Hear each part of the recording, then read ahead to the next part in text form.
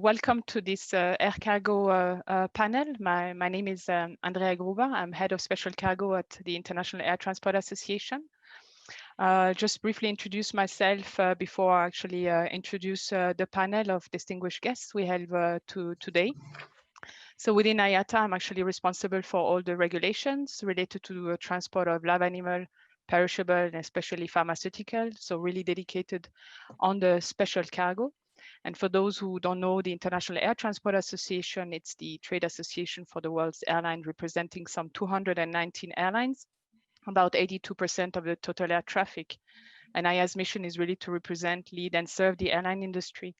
And I'm delighted to have 4 of our IATA members here on this panel. And maybe I will take the opportunity for each of them to introduce themselves and maybe a little bit their company.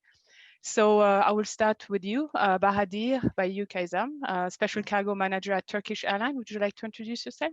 Sure, of course, my pleasure. Thank you, Andrea.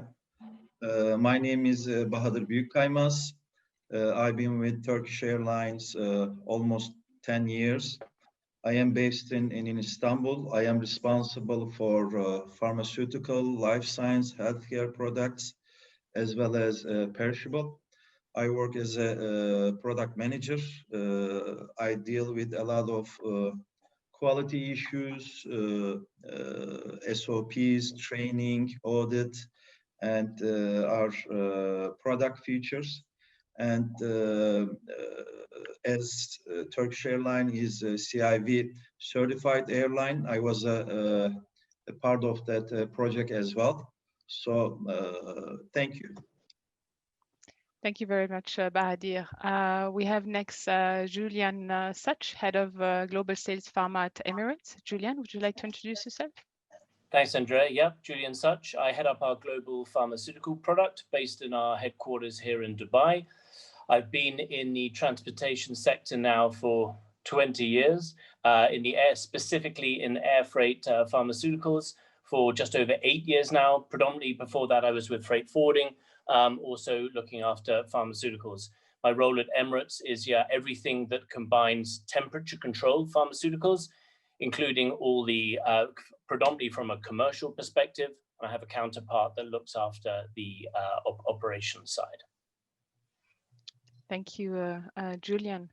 Next, we have Miguel Rodriguez Moreno, Senior Manager Climate Control Products at Qatar Airways Cargo. Miguel, up to you. Yes, thank you very much, Andrea. Miguel Rodriguez, Senior Manager for Climate Control Products at Qatar Airways, based in Doha. I've been with the company for the last year. I just did my 1-year work anniversary this week. And prior to that, I was not too far from here, working with Etihad Airways. So a total of 10 years experience in the Middle East airlines. And close to 6 years of experience handling the pharmaceutical and perishable products. Here at Qatar Airways, similar to our colleague Bahadir, I'm heading the pharma, perishables, and live animals products, both on the commercial and operational sides. And focus definitely on quality. And regarding CIV certification, as it was mentioned before, hopefully we can share some good news after the audits that we have been carrying on this week. Excellent, thank you, Miguel.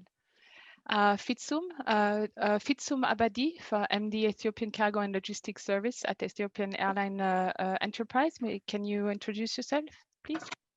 Thank you, Andrea. And I don't know, good afternoon, good morning, good evening, wherever you are. This is Fitsum Abadi. I'm the Managing Director, Ethiopian Cargo and Logistics Services. I have been with the airline for the last 25 years.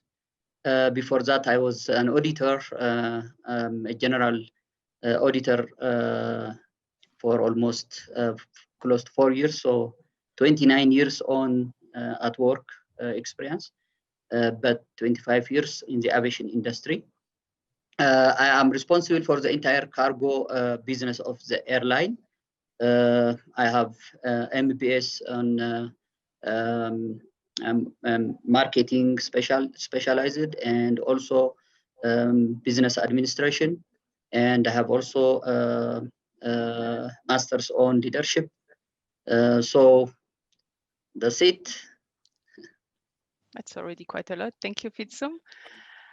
So I'm really pleased today to engage with all of you, and really the idea of this panel is really to focus on aviation industry, how it can best prepare itself to address the concerns and meet the expectations in a collaborative approach. I think IATA has been calling for a collaboration, and we've seen it already putting into practice, and it'll be interesting as well to have your views on that.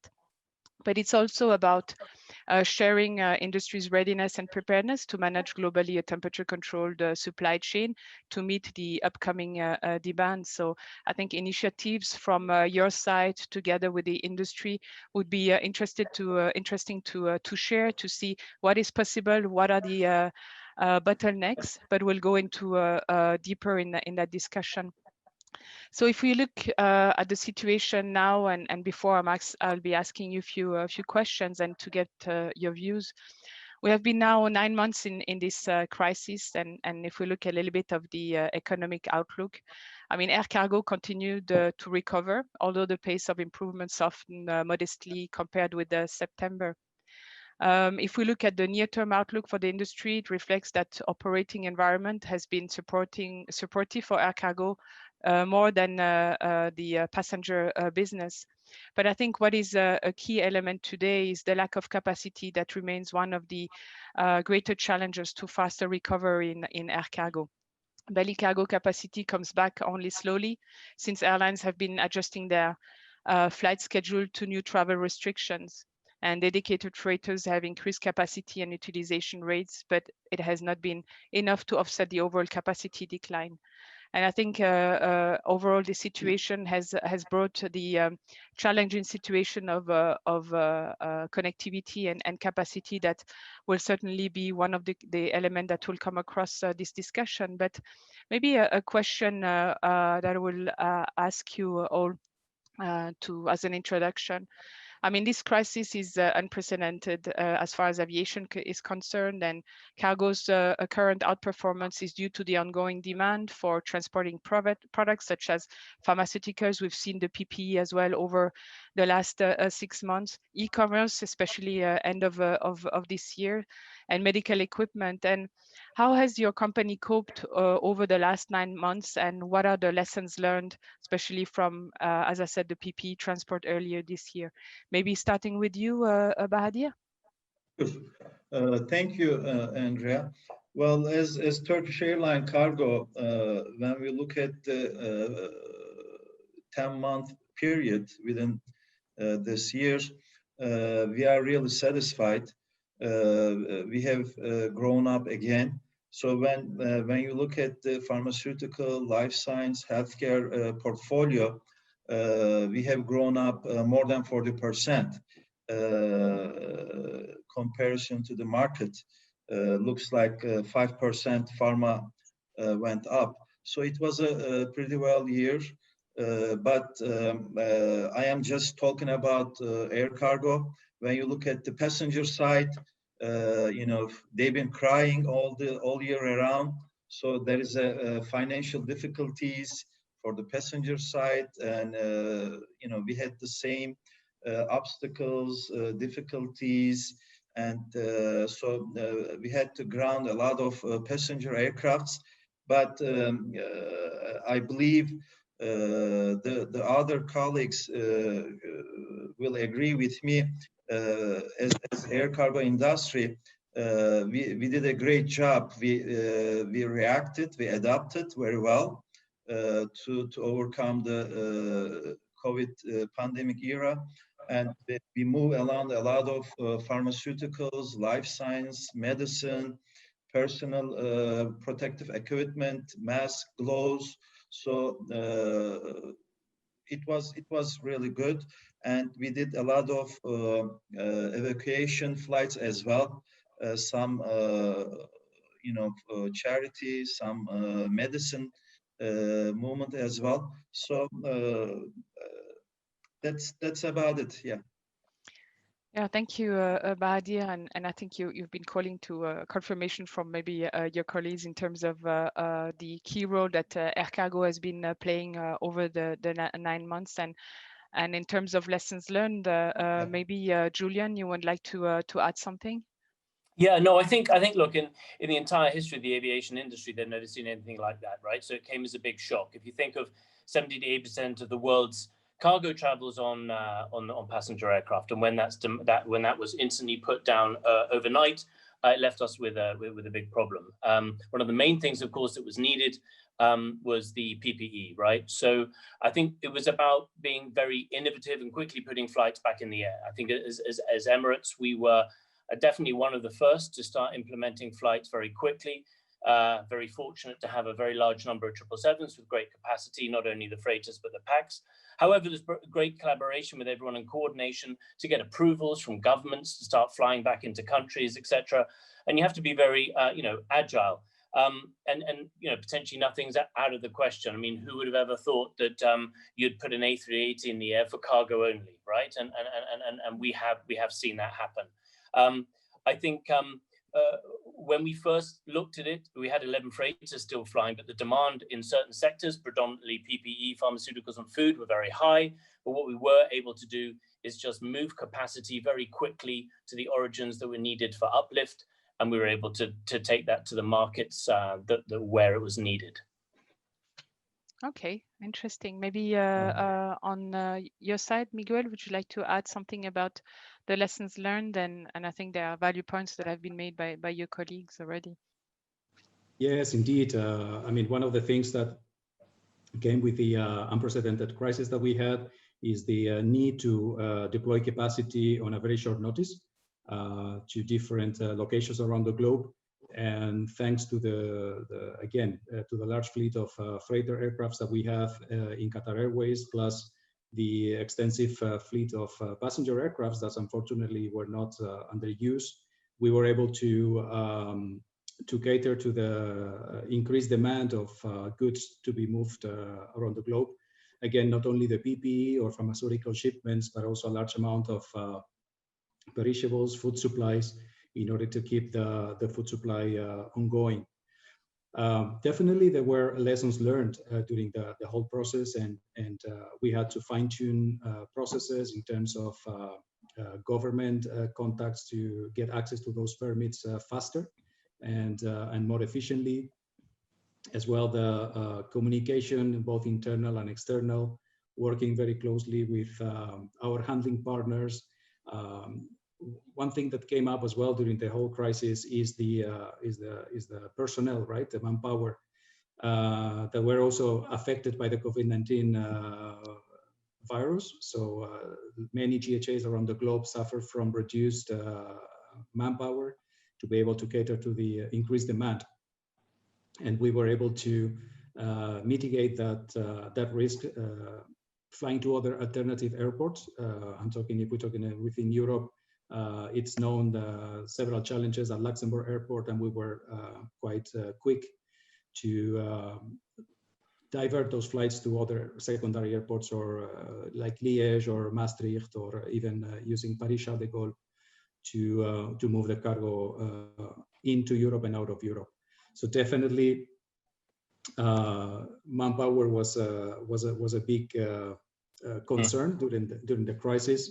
And nevertheless, we also put a big focus on the quality of the product offering and the training of our staff around the globe to make sure that everyone was updated with what they had to do at every time. So we made sure that we don't have any issues with what we transported.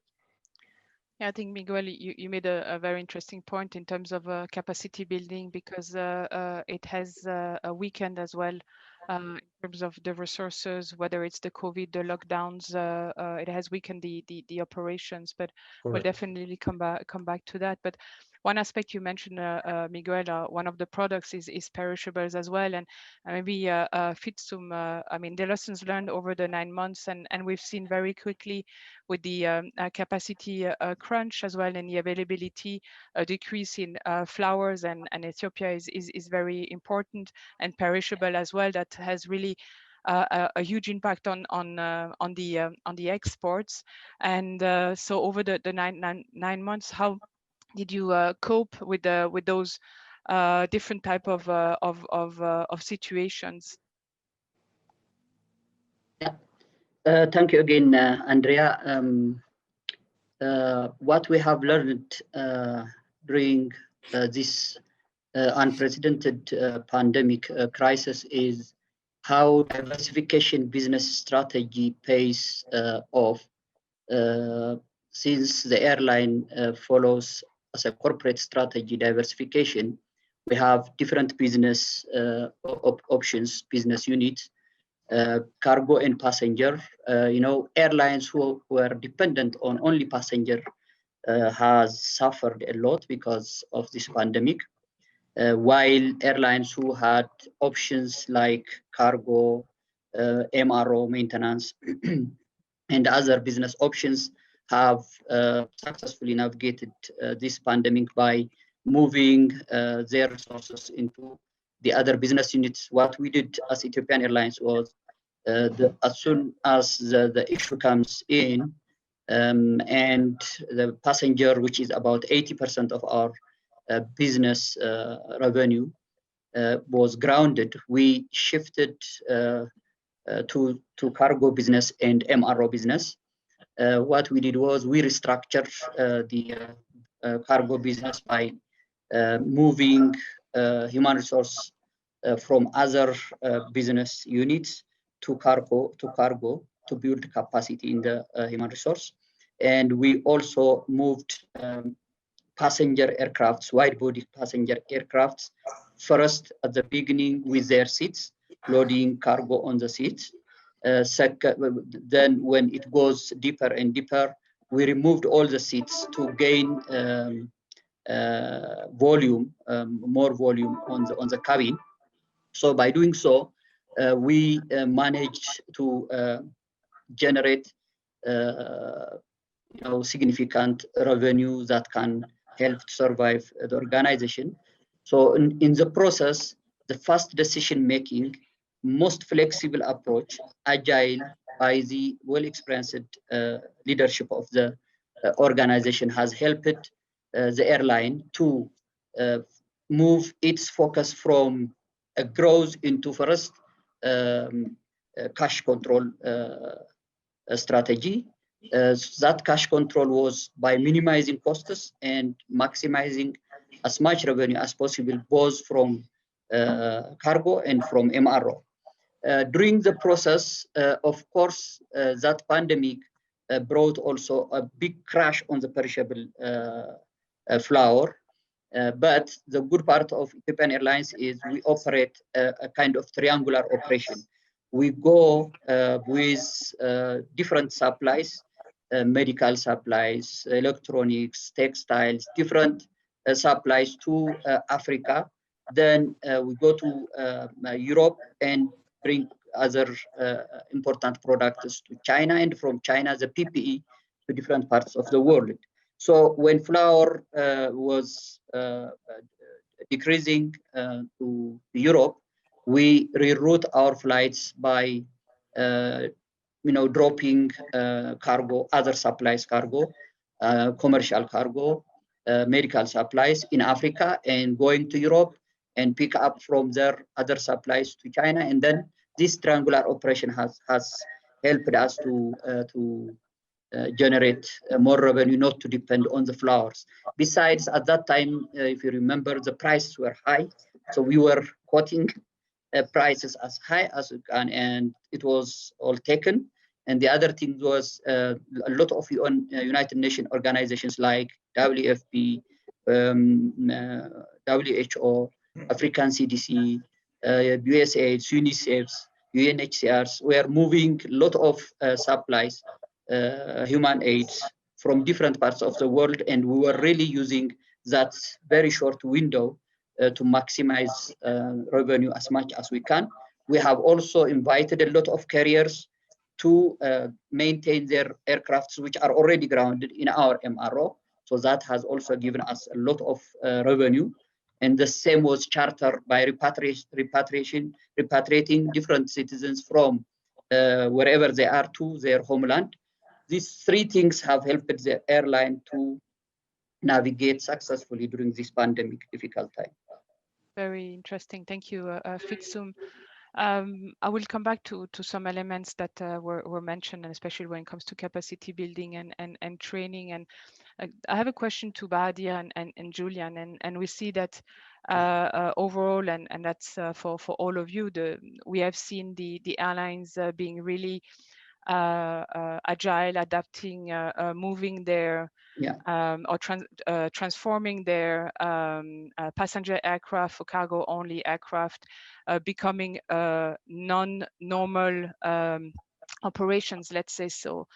I think what is key is whatever situation has to be adapted to is really to ensure a safety that the people understand, are potentially as well knowledgeable and must be skilled to operate some type of products. And I would like to understand from both of you, Bahadir and Julian, the quality programs that in which your company has as well invested, CIV Pharma for Bahadir, Julian, all the GDP certifications. I think and I know other airlines are moving towards those quality programs. These were already investments made a couple of years back. How has this helped today in order to as well adapt the staff to ensure moving those products, and especially moving future sensitive products following as well strict regulatory requirements? Yeah, sure, Andrea. Thank you again. I understand your question very well. So again, right before pandemic, we were recertified for CIV Pharma. So already it's been 3 years. And again, we were certified for CIV live animal and as well as CIV perishable fresh too. So thank God we implemented this process, this project 4 years ago. So we learned a lot from CIV project. We raised the quality bar within our company. It created a lot of awareness among our staff, our people, no matter what function they perform, you know, sales, marketing, commercial, people in the field, in tarmac. So they were already aware of why pharmaceuticals, life sciences products are essential, why it is really important, what's the story behind this shipment. So and we learn from our operational people as well. Again, we raised the quality bar. We found out what we were doing wrong, what we were doing right. We already implemented some tasks and some initiatives into our company, such as some pool rooms, you know, access to our telemeter system and real-time tracking devices. So it really helped a lot. So every time I attend any conference, any seminar around the world, I really encourage people to go for anything. You know, it could be GDP or CIV, because it creates one unique, one standardized program. So you have to, you know, follow up. You have to follow up your CAPA process, your actions. You know that you have to close them. So every single customer irregularity feedbacks are really important to improve your overall quality, your operation. So again, when the COVID hit the whole world, we were already prepared. Of course, other than some unpredicted outcomes, we already knew that, you know, how we can overcome, how we can prepare ourselves. And during the pandemic, with this year, we continue to train people, even if you are working from home.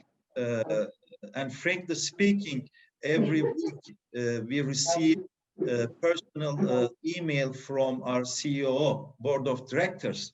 You know, they encourage every single person within the company, please complete your training since you are staying at home. You know, no matter what kind of training it is, safety, security, pharmaceuticals, you know, perishable. So we completed a lot of trainings, and now the corona vaccine will be coming up very soon. We all know that at the end of this year, most probably Q1 2021. So we are really excited. We are prepared, but we are getting prepared as well. Yeah. Thank you, Bahadir. And I think what is really important is over the time and the investments paid by a company in those quality programs as well to engage in a trusted relationship with your business partners. And it'll be interesting, Julian. I guess I mean, been GDP certified for some time, and I'm sure it has been something that has been a positive as well investments what you're facing today. Yeah, absolutely. I mean, look, our GP certification is core to what we do, and it's instilled in actually everyone in the organization, whether they're directly linked to it or not. It's a part of what we do every day. But I think what it most importantly it enabled us to do is to be ready for a considerably larger amount of tonnage. You know, as Emirates, I know you probably see the numbers. We move a significant amount of pharmaceuticals, but at the beginning of the pandemic, of course, there was a lot of other aircraft who weren't as lucky to be able to start uplifting capacity as quickly as we were. So we saw a huge tonnage demand of pharmaceuticals. But however, with the quality program that we had all the processes in place to make sure we could support that, right? So as I think Miguel said as well, one of the key things was manpower. And we saw that also here in Dubai. Additional manpower for us is generally on the general cargo side of our business, because thanks to the quality management system, we have a dedicated team who are trained, and we also have a backup team who are trained as well, right? Because one of the things with getting additional manpower in is they might not be trained in how to handle pharmaceuticals. So I think it was that. I think it was also helping our handlers around the world also to react and make sure they're doing everything they can. It's been a core part of what we've been doing for the last 3 to 4 years. Is not only, I mean, you know, the world has seen the infrastructure we have in Dubai, and that's fantastic. However, the most important thing, of course, is also origin and destination. So we've been building up our network and really investing time and effort with our handlers, creating very unique partnerships with some handlers in certain parts of the world where we have that higher tonnage. And I think there's more news to come quite shortly, which people will see, which will show the even more engagement in that. But I think the key thing about having a quality management system is that it really prepares you for the unknown as well as what you should be doing every day.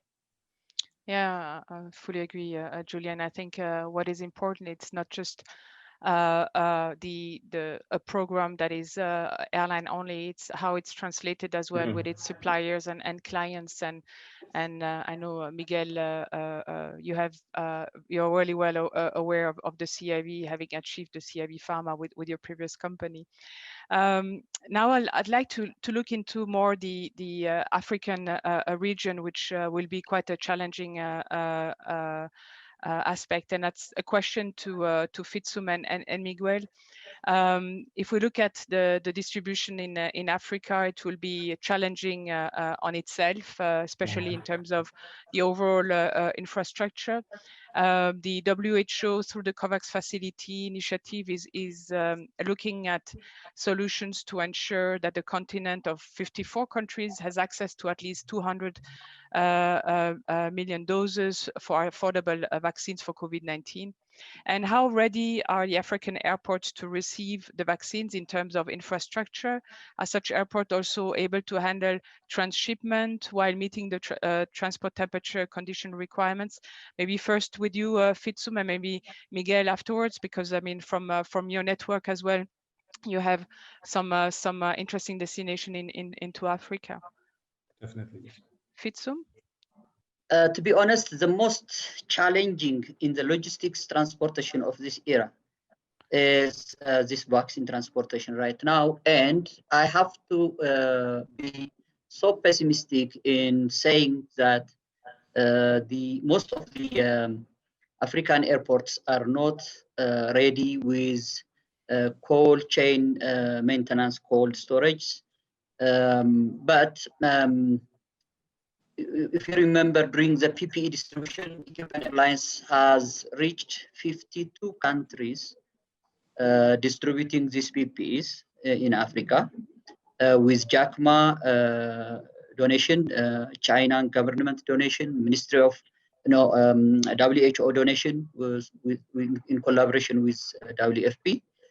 But with this vaccine, it will be very challenging to reach 54 countries, considering one, the cold storage facilities must be lacking, which all our area managers are tasked now to check which airport, what facilities are available. They are all tasked to go check their ground handlers with a checklist, what cold storages they have, what ranges of temperature control it accommodates, what capacity in terms of square meters or area to check, equipments between the aircraft and the warehouse during the transportation, and then to see also second level warehouse in case if there is no such facility in the airport, if there are second level warehouse outside the airport, to check also medical centers if there are such types of storage facilities, and even to contact Ministry of Health of respective countries to discuss on how these vaccines they are going to order, receive, distribute, or inject to their people. So these are a checklist given to our area managers. Then we are on standby to get their feedback. But in Addis Ababa, we have a compartmentalized cold storage warehouse with different temperature range as per the requirement of the different products or pharmaceuticals, including the vaccine. We have a deep freezer ranging from up to -25, and pharmaceutical storage areas up to 25, positive 25 degrees centigrade. So it ranges from -25 to positive 25. We have deep freezer only 230 square meters capacity, which can accommodate up to 50 to 80 tons of vaccines. We are also investing on dry ice production that can produce 350 kilograms per hour. So we are investing on that, not only just for a short term, but we think that even this vaccine, after we start distributing it, you know, we have 8 billion people in this planet.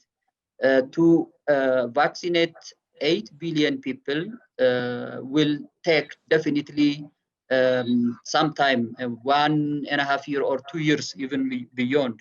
So we may need these vaccines on different times, and we have to have the dry ice producing machine in order to re-ice when it is transiting or we are transshipping this shipment, this sensitive shipment. But you know, until we get the feedback from all our area managers, at this time we are too pessimistic. But again, after we get the feedback, our transportation, our commitment to deliver these services will be based on trade lanes, where we have these facilities fulfilled.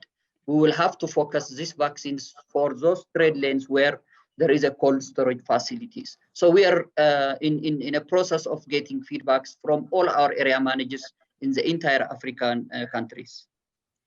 Thank you, Fitsum. And I think assessing the capabilities today is something that is critical and has been looked at very carefully, and we'll go back to operational challenge. And so Miguel, on your side, in terms of, and Julian rightly mentioned it, it's not only origin, especially destination, and what are the elements that needs to be looked at.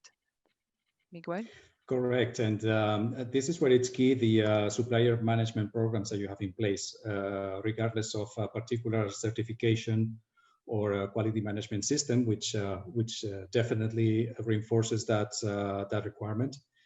It is key to know what your ground handlers around the globe are capable to do, and also to look for ways, work together to get some backup plans, contingency plans in case an increase in demand or a different demand of what is currently being handled is required.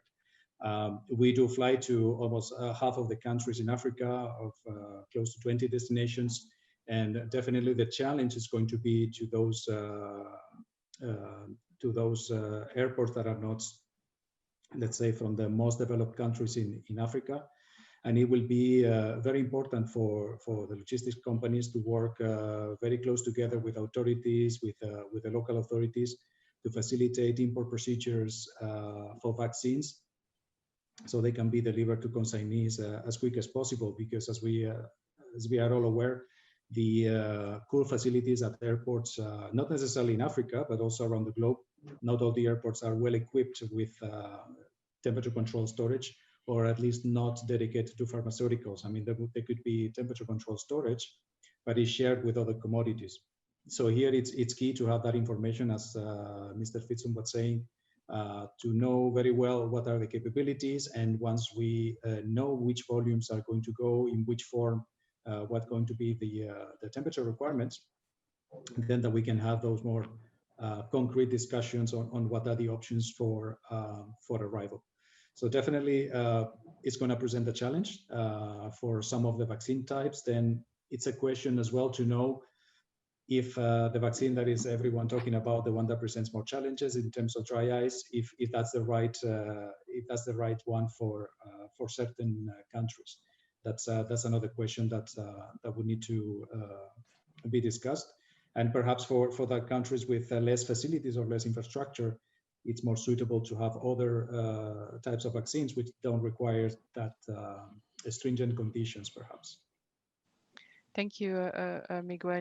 Indeed, and I mean, one element that needs to be emphasized, and I'm sure you will all agree with me, is the fact that the air freight industry has been in the past transporting pharmaceutical vaccines. It's not something that is new. We have processes in place that allows it to do it in the appropriate conditions. I think what the biggest challenge today will be the large scale volume of such vaccines to be transported, distributed globally. And if we look at the African continent, and there have been massive campaigns of vaccinations in the past, and those vaccines have been brought to those countries, but on a more regular pace, and that's where the experience is there, but there will still be some critical challenges, and rightly so. I think every one of us knows the level of high uncertainties we are facing today. There are 13 vaccines in the race. We've been hearing about the Pfizer Ultra Code, the Moderna -20, but moving towards potentially more conventional temperature ranges to be having those vaccines transported in those areas that could manage such temperature requirements. And in terms of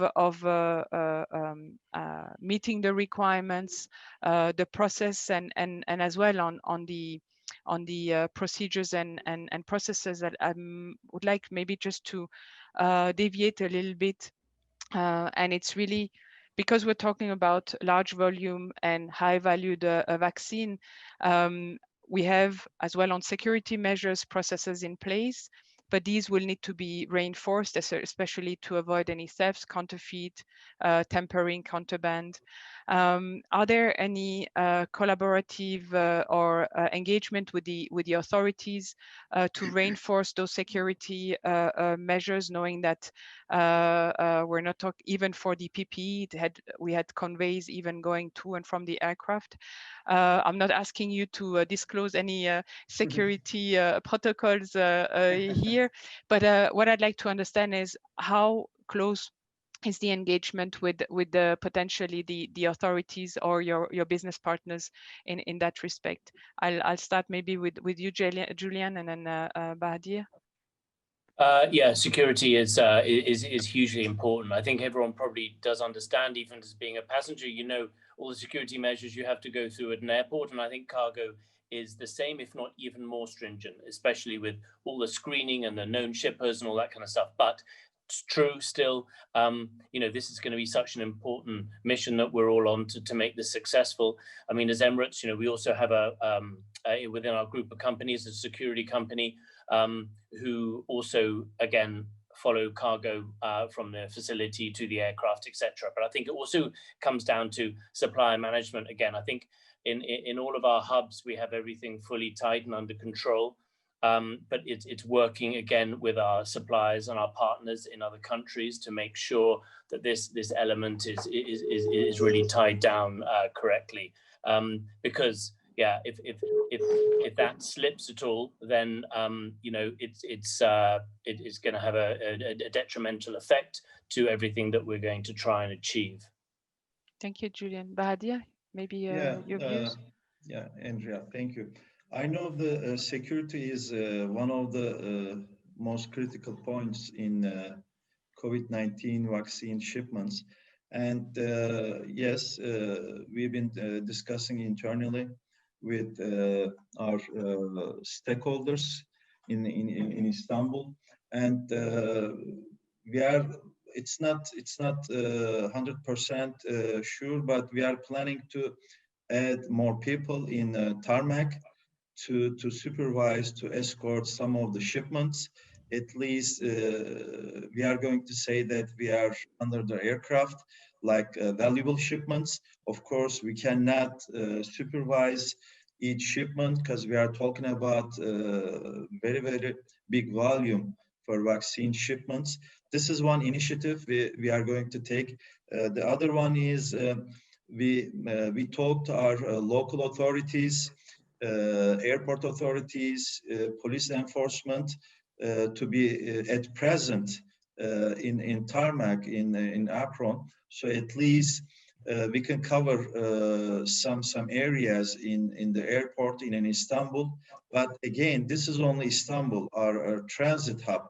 What about origin station? What about destinations? So the risk is still there. So again, you know, we have to talk about collaboration, engagement for each stakeholder from point A to point B. So it's really important to engage, to align, you know, ground handlers, airport authorities, custom authorities, every single airport. Yeah. Thank you, Bahadir, and Miguel, maybe on that theme of security. And yes, security and safety are both the critical element, making sure those products are being moved in a safe and secure environment. And I guess there as well a close monitoring of such shipments, not only for security tampering thefts, but as well for integrity of the products in terms of temperature. So I guess the track and trace is something that is important. Maybe Miguel, you want to address this, and maybe Fitsum as well, if you have any input following Miguel's point.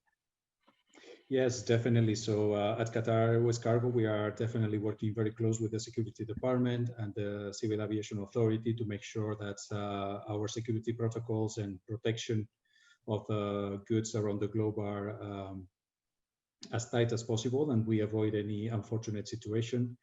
When it comes to the protection, Sorry, could you repeat again the question? Yeah, it's about security and then no problem. Security and safety in terms of the keeping the integrity of the products, track and trace. Correct. And monitoring that. Yeah. Yes. Yeah. So in line with that, at Qatar Cargo we have developed a special handling code to identify the vaccine movements. I know there are several opinions on that. There are different views on whether you would need a special handling code or the existing codes would be sufficient. We are under the opinion that there's too much at stake here to leave the transportation of COVID-19 vaccines up to, let's say, the standard processes. I believe we need to put an additional eye on these movements in terms of security, tracing, and monitoring. And that's why we are setting up as well a control tower that will be in charge of ensuring that these shipments are under control and protected from origin to destination. Of course, as it's mentioned before, at our hub, we have everything pretty much under control. We have already had discussions with authorities, with Ministry of Interior, Ministry of Public Health, customs authorities. Everything is pretty much lined up, but we need to make sure as well that at origin and at destination, we have the same level of protection and attention to these movements. So indeed, monitoring and tracing is a key component of what we're going to offer. Thank you, Miguel. Fitzo, maybe on your side, in terms of securing, especially as well, ensuring the product integrity to move it in a safe environment. Are track and tracing and monitoring as well a key element that is being looked at within your company? Yeah. Okay. Again, Andrea, this security and integrity are the two most important elements here in transporting and logistics value chain of this vaccine. Considering the value of this vaccine and how people in the entire globe will be desperately waiting for it, definitely this will be a major concern on the logistics process. As far as security is concerned, I share what all my colleagues or speakers said. In our hub, we have two types of security system. One is technology related security system, which is controlled by CCTVs. Entirely, it is under CCTV control. The warehouse is the latest technology we have fitted with, which was done by German companies. So the CCTV covers entirely both the warehouse and the tarmac. So you can have footage at any time as back as 1 month, and you can even range it to 3 months. So there will be a CCTV control, which is technology-wise. There will be also a physical control by two securities. One check and balance, two securities of one is corporate security. We have our own security people, corporate security, ET paid or with ET ID. And we have also national security. So there is always a check and balance. While the national security is more concerned on other security, safeties and securities, the corporate security is mainly focused on safeguarding the customer and the airline properties. So with this, we can be more of safe as far as the hub is concerned. But as my colleagues said, the origin and the destination will still be a challenge. So what is important here is that the vaccine delivery process has to be as fast as possible. Perhaps we have to arrange Ministry of Health and other local authorities at destination to immediately clear shipments as it arrives from the aircraft, because it is also a concern of the integrity of the shipment. If it stays more at the airport or is in warehouses, the integrity might go down. So it needs a fast clearance process. So we have to arrange that with all destinations. line side by side with the available facilities. As far as integrity is concerned, we have established a very highly trained by IATA staff dedicated for this pharmaceutical operation. They have monitoring, temperature monitoring, data monitoring systems where they can see how the integrity is kept or going up or down. So they have an immediate they have taken an immediate action based on the alerts coming from the system. So there is facility, there is monitoring systems so that they can check. The trace, track and trace is also, we have ICS system, inventory control system, and cargo spot where they read each other and every movement from the warehouse to in or out. So they have to check because they are dedicated only on the pharma, and the warehouse is also dedicated only for pharma. It makes it easier to track and trace and follow up. But major important is at destinations, the shipments should be able to be cleared immediately to the consumer or to the purpose they are imported. So we have to work on with Ministry of Health, local authorities for immediate clearance and using it for its purpose. In terms of, and we're just mentioning about the customs clearance and ensuring that it's been done quickly and facilitating the cargo movement. The 2009 Ebola pandemic has seen, or the experience from that pandemic has shown really the weaknesses on the authorities and especially on the customs side, as they haven't been put into a urgency situation, which has delayed a lot of those shipments. So it has been lessons learned as well from the customs and authorities side to really engage as well with the private sector. IATA is working closely with the World Customs Organization as well to see how we can move those cargo swiftly, rapidly, facilitating border crossing. But overall, and I'd like to have maybe from your specific experience, where do you think will be the greatest difficulty, whether it's on the operational side? So where do you see, because the four of you have been preparing yourself, or your company's been preparing yourself to what is coming along, and a number of uncertainties, and as information goes, minimizes the different scenarios that have been defined yet. But where is your greatest concern, or where do you see there will be the greater difficulty in that overall process? Maybe I'll start with Julian. So specifically with vaccines, right? Specifically now with vaccines, yes, I would tend to say, and because you would see some other difficulties with other cargo. Yeah, no, absolutely. I mean, I think one of the topics we were just talking about is very much that, right? It's the destination ability with difficulties in customs clearance, but also the capacity and temperature control. I mean, so what I'm sure you may have read is that we're opening up a huge vaccine hub in Dubai. Having spoken to customers, we, similar to Miguel, we have fantastic reach into the Middle East, Indian subcontinent, especially Africa.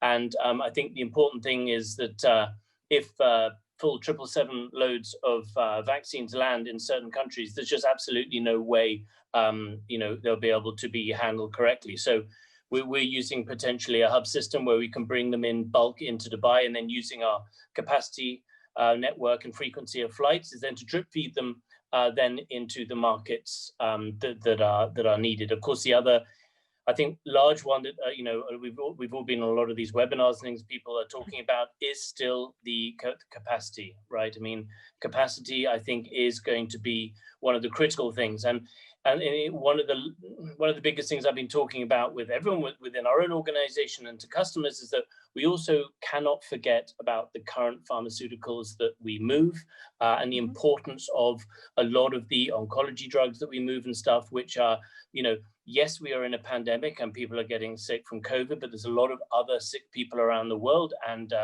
generally all these pharmaceuticals are moved by air, and it can be at times a challenge with that anyway. So I think we cannot lose focus on that. Capacity will play an element of, at a certain of the large manufacturing origins where, you're uplifting already huge quantities of pharmaceuticals, and now we'll have an additional volume of these vaccines. I think it's a very, very close collaboration is going to have to be had with the shippers, with the forwarders, and with ourselves to really look at how we can use, as Miguel also said, different airports to uplift. If you look at the dry ice quantities, I know, like ourselves, there's a lot of work, including IATA have been a great help to look at how we can get these dry ice level allowances increased.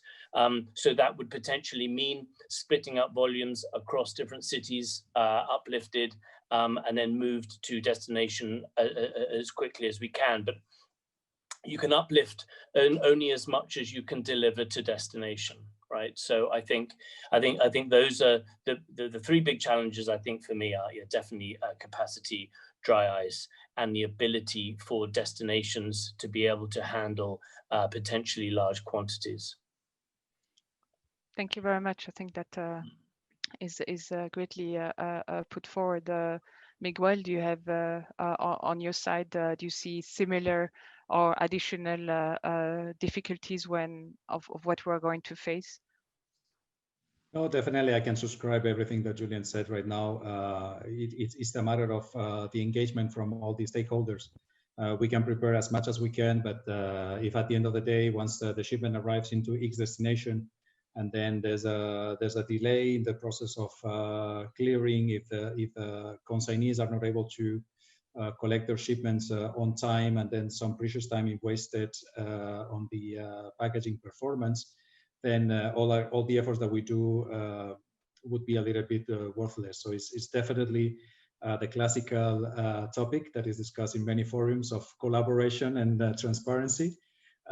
This is where we really need to put it in practice and not just talk about it.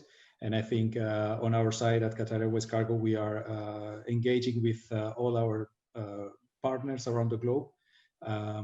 We have also support from the Government Affairs Department to getting in touch with authorities worldwide.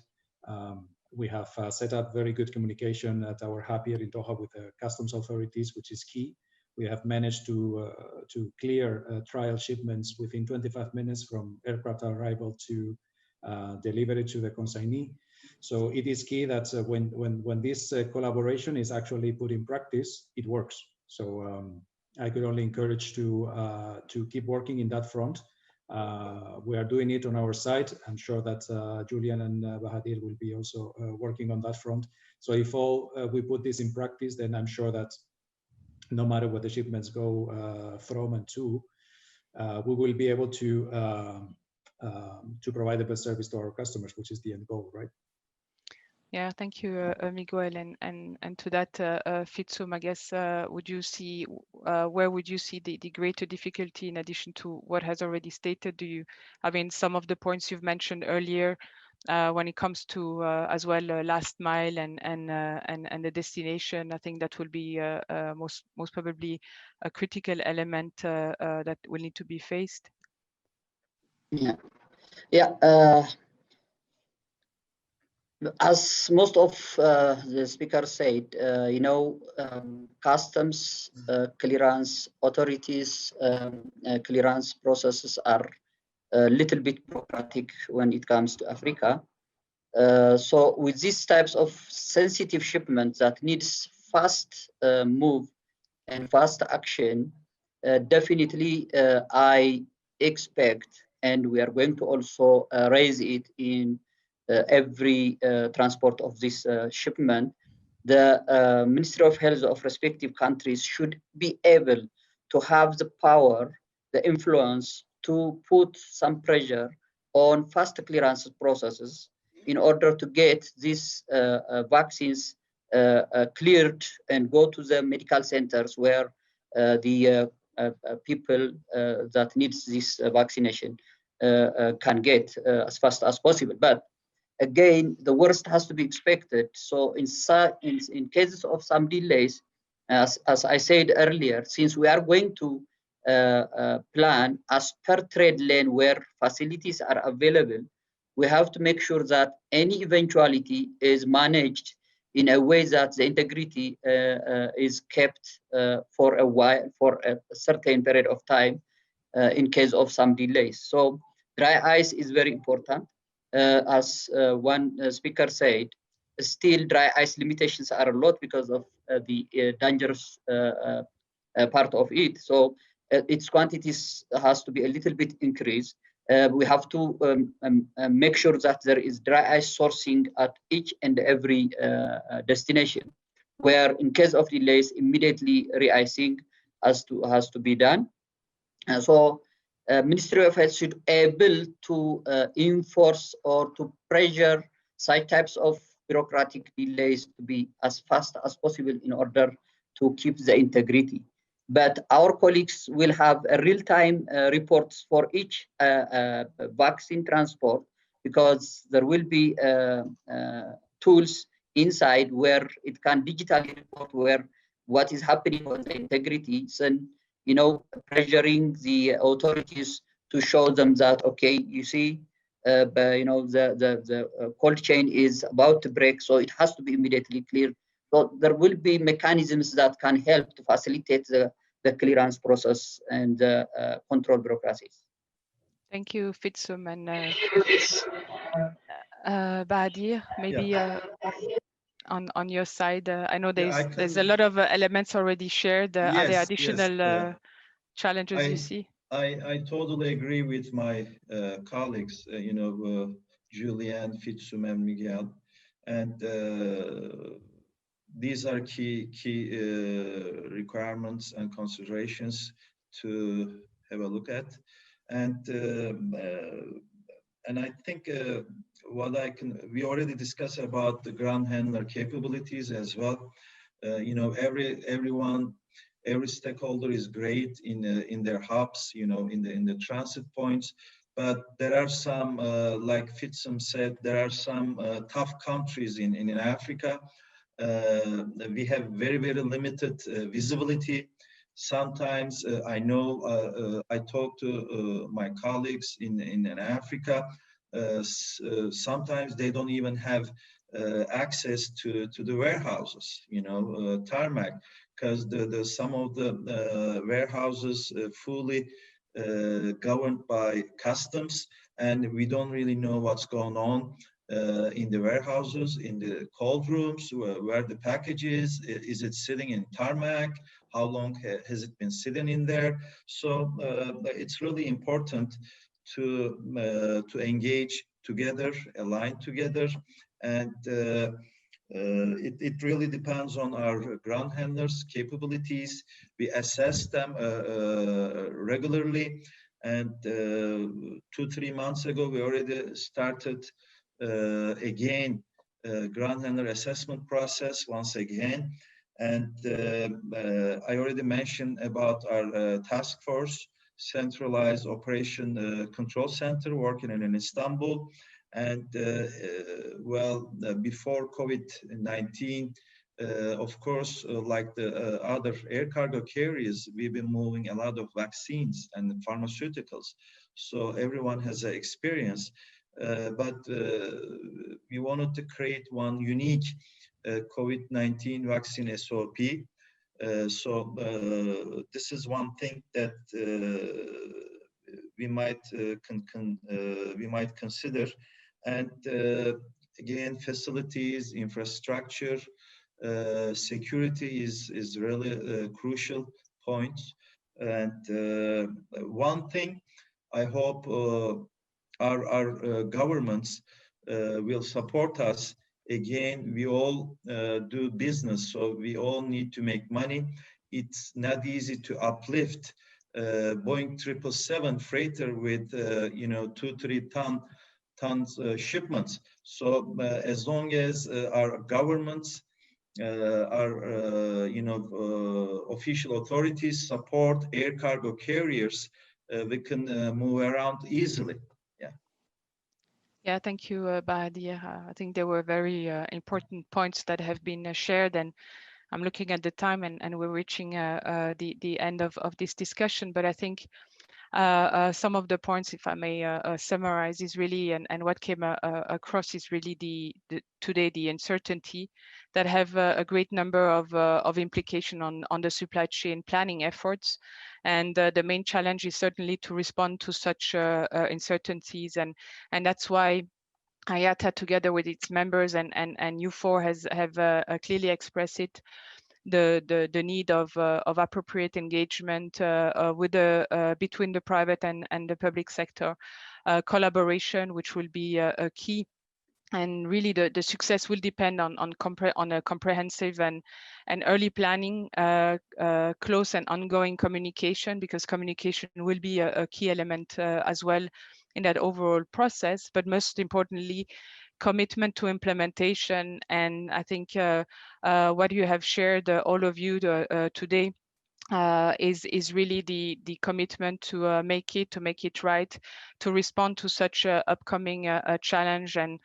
And yes, air cargo will be critical today in delivering those vaccines to the world, and every one of the stakeholders involved in that chain will play a key role. And I think it must be recognized of the efforts the airlines have been put since the beginning of the crisis, as we mentioned, being really agile and flexible.